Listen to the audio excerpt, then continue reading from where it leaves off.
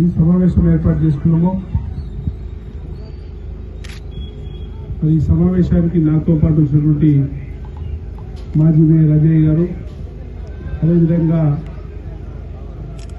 Congress party అధ్యక్షులు నరసింహారెడ్డి గారు, మాజీ సర్పంచ్ మాజీ కార్పొరేటర్ చంద్రగౌడ్ గారు, కిషోర్ గౌడ్ గారు, జూనియర్ యాదవ్ గారు, పద్మారెడ్డి గారు, నరసింహ గారు, శేఖర్ రెడ్డి గారు, బ్రహ్మణ గారు, వెంకటేశ్వర గారు, మిగతా అందరికీ పేరు పెట్టినాం.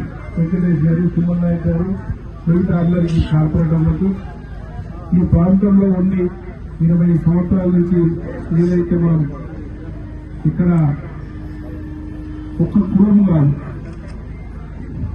ఈ వ్యాపారం అనేది ఓల్డ్ సిటీ నుంచి ఇక్కడ షిఫ్ట్ అయింది.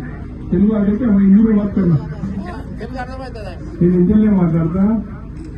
వ్యాపారం తెలుగు మాట్లాడండి, తెలుగు అంటే ఈ సంవత్సరం ఎప్పుడైతే మనకు సిటీలో ఉండేది మార్కెట్, సికింద్రాబాద్ లో ఒకటి, హైదరాబాద్ లో ఒకటి, మార్కెట్లు ఉండే.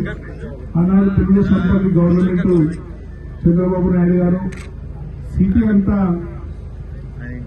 దీని ద్వారా పొల్యూషన్ పెరుగుతుంది, రైతులు కూడా తీసుకురావడానికి ఈ ఐమల్స్ ఏవైతున్నాయో మేకలు కానీ గొర్రెలు కానీ తీసుకురావడానికి పశువులు కూడా కోసేవారు. అవన్నీ కూడా సిటీకి తీసుకొచ్చి చేయాలంటే ఇబ్బంది అవుతుందన్న ఉద్దేశంతో గౌరవ ముఖ్యమంత్రి ఆనాటి ఆంధ్రప్రదేశ్ ముఖ్యమంత్రి చంద్రబాబు నాయుడు గారు ఈ మార్కెట్ ఏర్పాటు చేయడం జరిగింది. దీంట్లో ఆ రోజు మనకు ఉన్నటువంటి సందర్భం బట్టి ఎవరికొకరికి టెండర్ ఇవ్వాలన్న విషయం ఆలోచనతో అలా టెండర్ చేయడం జరిగింది. ఆ టెండర్ కాస్ట్ ఏంటంటే ప్రతి సంవత్సరము 1,20,00,000, 18,00,000, 19,00,000 కట్టాలి ప్రతి సంవత్సరం.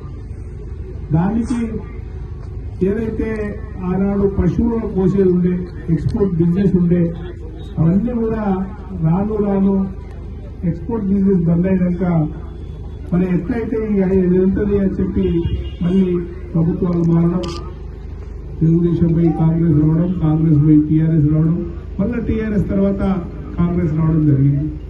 మరి దినదినం ఆనాడు పశువులు కోసేది బంద్ అయింది, ఎక్స్పోర్ట్ బంద్ అయినాక ఇక్కడ కొన్ని సమస్యలు వచ్చినప్పుడు ఇదే మేమున్న ఉండి ఆ రోజు 25,000, 50,000 ఎందుకు తీసుకోవద్దు అని చెప్పి చెప్తే ఆనాడు ఉన్నటువంటి మంత్రులు నలుగురు ఒక దిక్కు, నేను ఒక్కనొక్క దిక్కు కొట్లాడి, సరే లోకల్ వాళ్ళు కొట్లాడి తక్కువ చేసి తక్కువ పైసలు వసూలు చేయాలనే ఆలోచనతో తక్కువ చేయించింది వాస్తవం.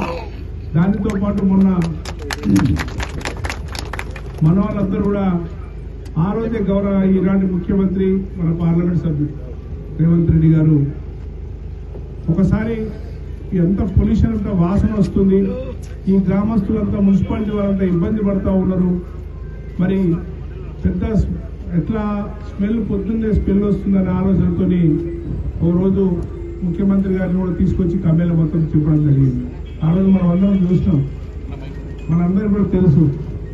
కానీ దినదినం చెందుతూ ఉంటే కాంగ్రెస్ పార్టీ అధికారంలోకి వచ్చినాక ఖచ్చితంగా చేయాలనే ఆలోచనతో మరి అతని టెండర్ను క్యాన్సిల్ చేస్తే మొన్ననే రాత్రి చాలా మంది ఫోన్లు చేసినటువంటి మిత్రులు మా మోండ బంద్ చేస్తారంట, తాళం పెడతారంట.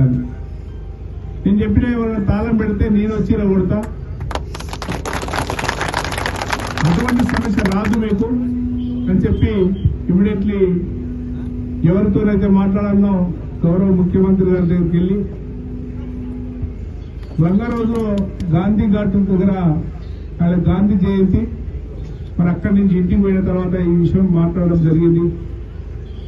మరి ఎవరైతే డిపార్ట్మెంట్ లో ఉన్నటువంటి ప్రిన్సిపల్ సెక్రటరీ గారితో సంబంధిత అధికారులకు కూడా గౌరవ ముఖ్యమంత్రి గారు ఆదేశించడం జరిగింది.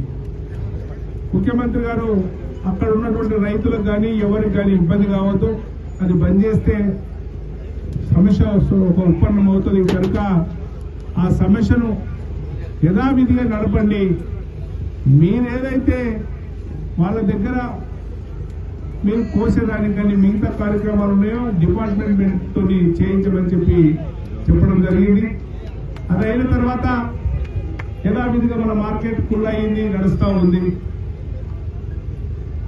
మరి ఆయన దగ్గర నేను కొన్ని ప్రపోజల్ పెట్టడం జరిగింది. ఇది దాదాపు 80 నుంచి 100 ఎకరాలు ఉంది. 120 ఎకరాలని మన చంద్రబాబు గారు చెప్తా ఉన్నారు. 120 ఎకరాల్లో 7 ఎకరాలు శ్మశాన వాటికి పోయింది, 3 ఎకరాలేమో డబుల్ బెడ్రూమ్ ఇళ్ళకి ఇచ్చారు. మిగతా ఏదైతే మనకు కటింగ్ సెక్షన్ ఉందో దానికోసం 12 ఎకరాలు ఇచ్చి 10 ఎకరాలు ఇచ్చారు. 10 ఎకరాల వల్ల మిగిలినంత ఖాళీ ఉందని చెప్పడం జరిగింది. నేను గౌరవ ముఖ్యమంత్రి గారు చెప్పడం జరిగింది. అందరి తరఫున నేను ఒక విషయం చెప్పిన, అయ్యా అక్కడ మనం ఎటువంటి ప్రభుత్వం తరఫున 20 సంవత్సరాలు ఎవరికి కూడా ఎలాంటి సౌకర్యాలు కల్పించలేదు. ప్రజలందరూ ఇబ్బంది పడతా ఉన్నారు. మరి మీరు ముఖ్యమంత్రిగా ఉన్నప్పుడే అక్కడ తలకాయలు కాబెట్టడంతో మాట్లాడారు, ఇక్కడ మేకల పెట్టడంతో అందరితో మాట్లాడారు. అక్కడ స్మెల్ వచ్చేది కూడా చూసారు. కనుక ఖచ్చితంగా ఇక్కడ ఉన్నటువంటి రైతులందరికీ ఎవరెవరు ఎన్నెన్ని గజాల్లో అయితే వ్యాపారం చేసుకుంటారో వాళ్ళందరికీ కూడా అఫీషియల్ గా ఫీజు వసూలు చేయాలి. ఇలా దౌర్జన్యంగా మంది మాత్రం ఎవరు దళాలు ఉండొద్దని చెప్పి కోరడం జరిగింది.